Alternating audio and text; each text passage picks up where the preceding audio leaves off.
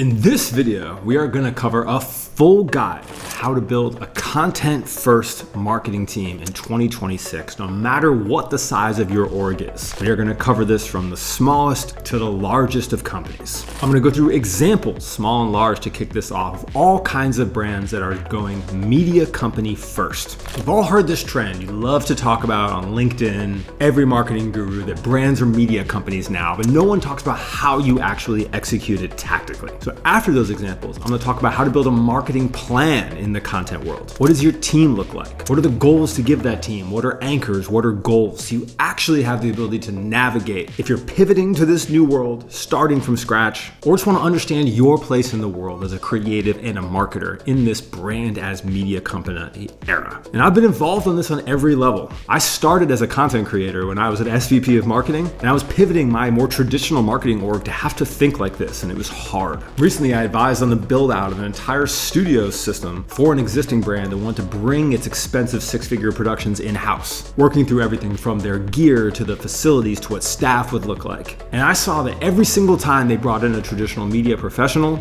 the costs were going radically out of control. It was a big part of why I decided to make this video. This is going to be super thorough. I'm super excited for it. A lot of prep went into this. Let's lock in. And a quick heads up, on the 24th, my next community call, we're going to go through Q&A and training just on this. So if you want to go deeper and ask questions, you can sign up at the link below. We'll also have a PDF summary of all the stuff I talk about in here that's going to be available for anyone that comes to the call. Let's kick off with examples, because becoming a media company, building a content team, doesn't mean just posting more TikToks or asking for more from your social media manager. It means structuring your marketing team and your organization to be content first. And you'll see a lot of hot in the moment concepts, like social shows are a really hot concept right now, but most people who are doing them flop because they didn't know how to make a content first org before that. A social show won't solve all your problems if you don't know how to make great content. It's just a tool that you have once you do. And so everyone, when they think of brands that are also media companies, they start with Red Bull. Red Bull was the original masters of this. And I do want to shout out, this is not a new concept. Social media has changed it. But Red Bull did this. Patagonia's had documentaries and been ripping that forever. Salomon the same way, early on YouTube, and just dominated with it. I remember Arc'teryx used to have a massive Explore section of their website with all these deep dive documentaries, etc., that I would spend a lot of time on. And this used to be an advantage for those brands to stand out in their niches. And now it is more of a thought of how you have to compete if you want to last in this era. So Red Bull still does this today, right? Where they basically replaced a certain type of TV that no longer really exists, the Tosh 2.0, the ridiculousness, the action sports era, now just lives out on their Instagram. And they've adapted it to be very good for social media. Well, I want you to think there's a lot of ways to accomplish this of all different sizes. One of my favorites is Rafa. They're a cycling brand. So they're interesting because they actually do long form cycling documentary. They do their great social media content, including really artful, well shot stuff like this, as well as kind of more conceptual carousel-based stuff like this. But they really focused on documentary films and using their retail locations, calling them clubhouses, putting screens inside them and doing screenings of these documentaries and other films and participatory experiential marketing within their network of retail. So it became a hub for cycling media. And it also gave them the ability to debut the media that they were creating, this long-form stuff, in a way that builds real community with their active users. That's why I want to call out that being a media company doesn't always just involve putting out tons and tons of TikToks. You can do this in more refined ways as well. One of my favorites is Flamingo Estate, where they obviously have amazing editorial content. If you go to their website any given day, you see all this beautiful photography and brand content. They really care about the editorial look and feel that they have. But they also do this, I believe, weekly letter from the garden from the founder, where he talks not just about the brand, but about the experiences, the places he's traveling. They curate boxes from around the world and he'll break down the intricacies of them. It's a combination of the editorial that happens on written as well as what happens on social media. And I love to look at this brand as an example because I believe the backstory of this was during COVID, the founder ran an agency and they wanted to focus their efforts on a brand as work went away. And they basically turned the media that they had produced as an agency into the media team that worked on the brand. So kind of an example of a direct transition into, hey, we have all this quality, we have this network of creatives. Let's apply that to a really amazing story. And then they centered it around the location. Flamingo Estate is the story of this physical estate that gives it this amazing world they can document. Tracksmiths is another one where they have stories, they have documentary films, they have Meter magazine, a physical issue that they do. They have these documents of this amateur running that they've done online on social media. They'll publish everything from gift guides. It's built into their flow as a brand that's come up. their Ivy League aesthetic, and then the storytelling in the written world, in the documentary world, and in the short form world is a core part of the brand. Now, in more social native, one of my favorites I've called out before that's local to me is the cheese store with Beverly Hills that my friend Greg works on. And I love calling this out as an example of a small business. They have a retail store that has an immaculate selection of cheese, and they literally just have their employees interacting with customers, getting a gift, recommending different cheeses for different styles, explaining what came into the store with all the characters throughout that, all shot on iPhone, all straightforward in a constant stream of every single day. This is one post a day, a new story from the store in that location. They're documenting the same thing at a pop-up. Why I like to highlight this is it's become a content-focused org, right? You could execute something like this by spending one day a week documenting a bunch of what actually happens in the physical location, with a videographer actually working through that, shoot it all on iPhone, and you have a content-first promotion machine that works on all social media. And this happens for orgs without a team or a contractor too. One of the recurring guests that we have on Cut 30 is Chunky Fit Cookie. So the founders have come on, and what I love about them is they'll have come on and given talks to the people we have inside the Zooms at the high points and the low points of content. They're solving it like anybody else, but at a founder level, they're saying, hey, our content's flopping right now. Here's what we're about to test. Oh, our content's at a high, we're going viral. Here's what worked. They live and breathe this as much as they live and breathe the recipes of their product. And that's the core of how to start with a media team. And we'll get into actual team later. But you'll see they are shooting iPhone content constantly. Founders are on camera. They're documenting inside the commercial kitchen that they work in. They found a couple viral things that work for them. They're documenting the journey that they have. And you'll see a brand that starts with this at its core when it's just 2 employees and how that can build to when you're much bigger. One of my favorite examples at scale, probably heard me mention before, is Ladder, the workout app. When I talk about team, they're gonna be a perfect example of what I mean by this, where they have their own internal social media team who are creating content on main, but then also they have all the coaches that work on their app. They're a fitness app. They all work with the brand. I believe there's 10 or 20 or more who create content on their own that also promotes the app, and they're interacting characters with this. And this is interesting because basically every representative of their brand is a content creator of their own right. They have to interact with the main account, and they're all working towards one goal and actually sharing advice. I spoke at one of their offsites, I believe a year or two ago, because they were looking to educate more of their content team about different tactics and techniques. So not only are they working together, but they're investing in bringing in outside people to actually talk to them and help. And I'm going to overwhelm you with examples here because I want you to understand that every size, every industry, there is somebody doing this and it is working.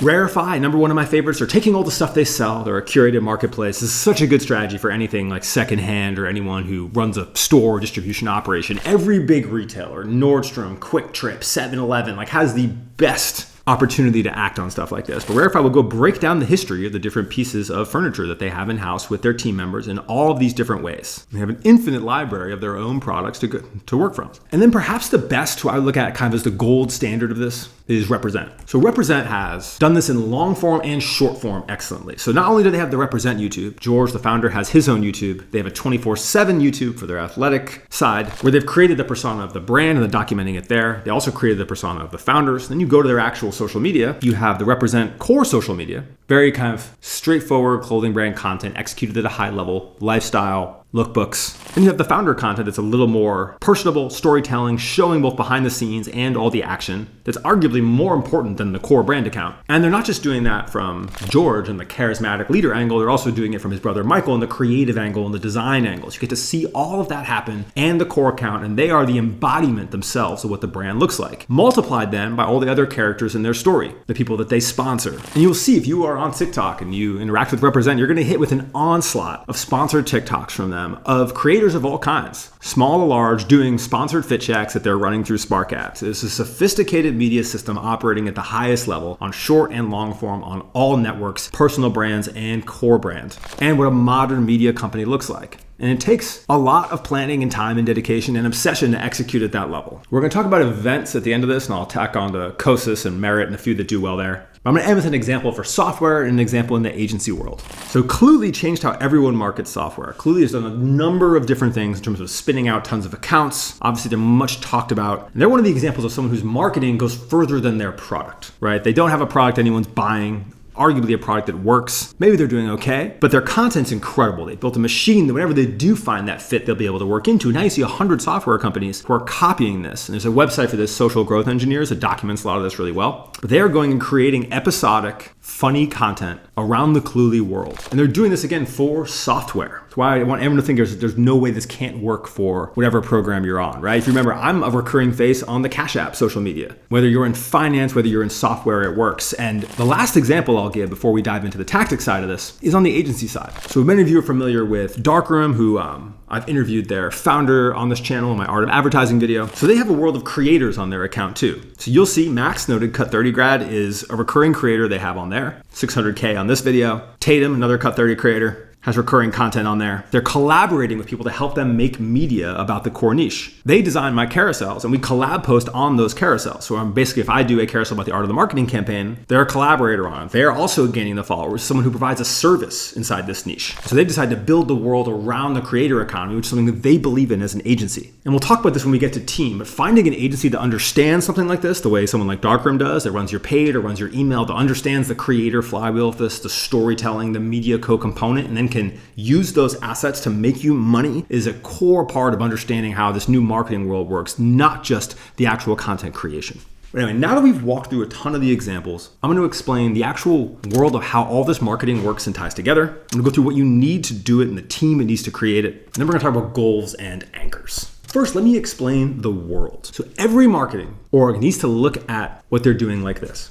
You have your owned organics, your own social media organic accounts. Maybe you have one Instagram, one TikTok, maybe you have multiple, but that is the stuff that you own and control. Then you need to have your owned paid ads that you run, that you create assets for. So your content team that you have is making content for your owned organic and is making content for your paid ad accounts, whether you're doing full TV ads, whether you're doing ads just on Meta or TikTok. Someone needs to be creating that. And then that ideally in this generation starts in-house. Maybe you have external partners once you have an in-house team. We'll explain that in a minute. But then you have your world. You have your organic world as people outside of that. So for instance, in the Represent example, George and Michael are extensions of the brand. They're part of the brand world. Same thing in the Darkroom example. So your organic world begins to get pretty big pretty fast. Many of you know the brand I've worked with for this last year, Morphe. They have thousands of creators. They're being seeded product all the time. There's thousands of creators participating in their brand world. They're posting organically or getting their content sparked, where paid dollars are going behind it to get it more reach. And then for any brand that's smart about this, they're taking content from that world and pulling it into their ad account. There are additional assets that they're spending advertising dollars behind. If you understand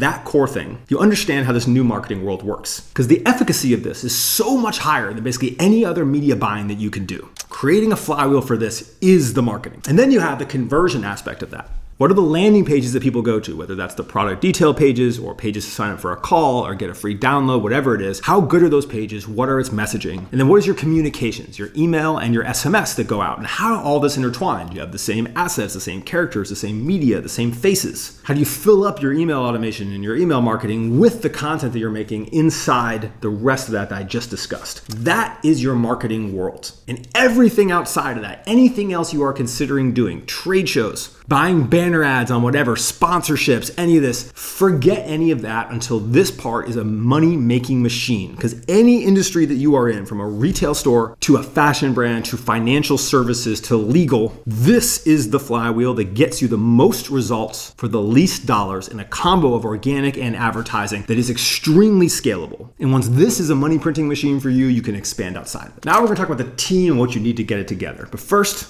if you're like me, you keep reading and hearing about agentic commerce, but what exactly is it and do you need to care yet? Let me explain. So right now, most e-commerce stores are a collection of static pages. Product detail pages, checkout, your homepage, your cart. And the shopper does the work navigating through all of this. They read the reviews, they may even leave the site as part of the experience to find validation for what they want to buy. The journey is the same whether it's their first visit or their 100th visit. And the data that the store captures and gives the brand owner on the back end doesn't actually inform their experience as they browse. I want to make it very clear that this is absolutely changing. We all understand that LLMs are a component of search discovery now. So you can discover products or get to a website from Claude or ChatGPT the same way that you might from Google search. But that's not enough. The idea of agentic commerce is you're actually bringing that into your store. This near future of e-commerce, it's beginning to happen right now, what's called agentic shopping, is where people are going to interact with a site that knows their budget, knows their sizing, what they've navigated on before. It's able to change in real time as they move, answer their questions, and present options. Give real advice on mixed mixing and matching, what works for their skin or their body type. There's going to be a significant shift in how people shop online. So Swap, who I partnered with on this video, is leading the curve here. They're the first agentic storefront company. They've already partnered with Drake's, Percival, Frankie Shop, Retrofit, Tala, brand names you've heard me talk about on this channel, and many more to begin implementing this agentic layer in addition to your standard e-commerce store, just like a new channel. But what's most exciting is the stats of what this leads to. 2x conversion rates to the AI-guided storefront, 3x time on site with deeper customer engagement, up to 20% reduction in returns with better fit guidance, and repeat customers increasingly prefer the agentic experience. This is just the early results. There's an entire ecosystem that's coming here. And for everyone watching this right now, my main focus in this video is just awareness. I want you to understand what's coming up. Go to the Swap site and visit it. Look at some of the examples, look at some of the products, some of the customer stories, and just begin to think about what that could mean for your business and how you might build a strategy on it. People who make a bet on this for their career or with their brands may be able to see a radical amount of growth. And opportunities at this scale do not come around very often. You can learn more about Swap at the link in the description. All right, so now we talked about all the examples of who's running their brand like a media company. We talked a bit through what the world of marketing looks like. Now let's get into what you need and what the team looks like. So what do I mean by what you need? So to make media, you need a few things. It's actual editorial and media concepts, not just about the cameras and the shooting of it. You need a point of view. What is your content saying? Why is it different? What are you saying to your customer beyond just pushing the product? Are you selling them on a lifestyle or a function or humor or a key insight? You also need patience. Testing through this level of media isn't something where you go viral right away. It takes repetition over time. If you watch any of my videos where I talk about creating a brand social media from scratch and the pillar system and refinement, you are 90 days away from publishing 4 to 5 times a week and getting into a groove based on real metrics. You can dive into those in those videos. And you need some editorial standards. You need to be able to say, this is good enough or this is not good enough, and why. And then you need some process. You need the characters your brand's going to talk about. We're going to get to that in team. And you need product dev and content dev to work side by side. When you're coming up with product, content needs to be in the room. They need to be documenting the process as it goes along. You need to be thinking through the future of your content in the same way you're thinking through your product roadmap. And the best orgs are going to integrate these at the core level. They're going to be side by side throughout this process. So what does this team look like? So the key person here, the most important, one of the hardest roles to hire right now is the head of growth. Some call it the head of social. Sometimes it's a really high level creative strategist, marketing director. It's basically this director, senior level role that's not a CMO, but whose job is to pull that world I described from conceptual idea into reality, action by action, relentlessly every single day. This is usually supplemented by an agency that gets it. Like I brought up Darkroom before, but someone who is going to be able to make assets that your team can't, that's able to run some of the email campaigns or put together the ads, or you have some level of media buying and standard operational support in-house. But then the content teams itself, everyone's asking, how do I hire those? How do I structure those? So what I recommend is doing this in pods. You can't ever have one person that I have a social media manager that does this is no longer the way this works. It's always at least a 2-person group inside one of these pods. So one person is always a social media manager / strategist. This is someone whose job is to make briefs, put together shot lists, run the analytics for the accounts, do the actual posting, do coordination of when shooting, etc. is happening, and communications between orgs and media buyers, and doing ideation. This is what I train inside of creative strategy, the program I have that's like Cut 30, but for brand strategy. And this is what the orgs need to basically be the brain of a pod. So what does the rest of the pod looks like? So most often, the next hire is a creator, someone whose job is to make content. They're also working on ideation, but then they're actually recording and making content, whether they're the face or they're just shooting. And ideally, they're editing it too at the start. A lot of this is being done in CapCut. You will see brand after brand that has one really savvy girl or guy who shoots an absolute ton of content and does all the social media edits for it. When you pair them with a social media manager or a strategist and don't ask them to pull the analytics, attend a ton of meetings, have to brief all kinds of stuff, and you separate that right and left brain, is where this really starts to hammer. Someone else is responsible for a lot of the organization, someone's responsible for a ton of the creation, and they work together. And that's the core of a pod. But what's great about the pod system is that creative strategist can manage more than just that one creator. So typically you'll end up seeing these pods look like an internal creator, 3 to 4 external people. You can pull them for like mini social or super affiliate, allows you to now go into the meta creators and like search through there. Or you're basically finding people that contribute at a cost per video or a monthly retainer basis that you're also briefing and ideating on, and then using that for your either organic socials or your ads, going back to that chart I had of what your brand world looks like. Another great way to pull people from these externals is Outer Signal. If you haven't seen Outer Signal, it's a software I highly recommend. It actually goes through your customer base, and this is one of the things it does, but it actually pulls all the people that are influential who are your existing customers, who are great people to hit up and offer to pay to make content because they already get it. And so that that pod will usually end up being that strategist, let's say 1 to 5 people working under there that they can actually take care of the briefing and ideation and reporting from. Their meeting cadence, one-on-ones with the strategist and those people every single week. Maximum one-on-ones you want any one of your team members doing every week is maybe 5. Creative review, where everyone sits down and goes through the creative that's about to go live. Feedbacks that works on the hooks, etc. Analytics reviews, where you pull the analytics from the previous weeks and you're looking at this week over week, month over month. You have to be doing this. Have to be running something like the pillar system I've described before. This is absolutely crucial to success here. And the reason that everyone that comes out of creative strategy knows how to win is because they're running analytics and then they're running it with their creators. People know what to improve and